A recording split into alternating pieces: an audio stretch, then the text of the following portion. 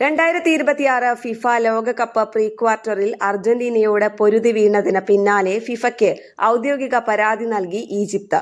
Match റഫറിയായിരുന്ന François ലെറ്റസ്കിയുടെ വിവാദ തീരുമാനങ്ങൾക്കെതിരെയാണ് Egyptian football association ഫിഫയെ സമീപിച്ചിരിക്കുന്നത്.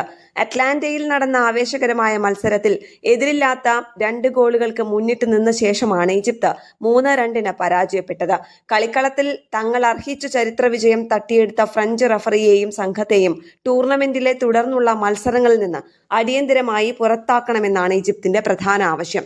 Egypt football association president ഹാനി അബോറിദയാണ് French match ഒഫീഷ്യലുകൾക്കെതിരെ ഫിഫയ്ക്ക് ഔദ്യോഗികമായി പരാതി നൽകിയതെന്ന് സ്പാനിഷ് കായിക മാധ്യമങ്ങൾ റിപ്പോർട്ട് ചെയ്യുന്നു.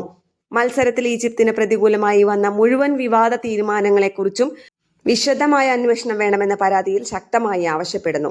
നിർണായക പിഴവുകൾ വരുത്തിയ ഫ്രഞ്ച് ഒഫീഷ്യലുകളെ ഈ ലോകകപ്പിലെ ഇനിയുള്ള മത്സരങ്ങൾ നിയന്ത്രിക്കുന്നതിൽ നിന്ന് വിലക്കണമെന്നും ഈജിപ്ത് ഫെഡറേഷൻ ഫിഫയോട് ഔദ്യോഗികമായി ആവശ്യപ്പെട്ടു.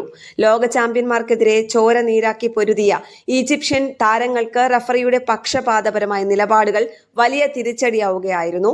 മത്സരത്തിൽ ഈജിപ്ത് നേടിയ ഒരു സുപ്രധാന ഗോൾ വാർ പരിശോധനയിലൂടെ നിഷേധിച്ചതാണ് ഇതിൽ പ്രധാനം. കൂടാതെ ഇഞ്ചുറി ടൈമിൽ അർജന്റീനിയൻ താരം എർസോ ഫെർണാസ് വിജയ ഗോൾ നേടുന്നതിന് തൊട്ടുമുൻപ് ബോക്സിൽ വെച്ച് ഈജിപ്ത് താരത്തെ വീഴ്ത്തിയതിന് വ്യക്തമായ പെനാൽറ്റി ലഭിക്കേണ്ടതായിരുന്നു. എന്നാൽ അലക്സിസ് മാക് അലിസ്റ്റർ വരുത്തിയ ഈ ഫൗൾ വാർ പരിശോധിക്കാൻ പോലും റഫറി തയ്യാറായില്ല എന്നത് ഈജിപ്ഷ്യൻ ക്യാമ്പിനെ കടുത്ത രോഷത്തിലാക്കിയിട്ടുണ്ട്. സ്പോർട്സ് ഡെസ്ക്, കേരള പ്രണാമം.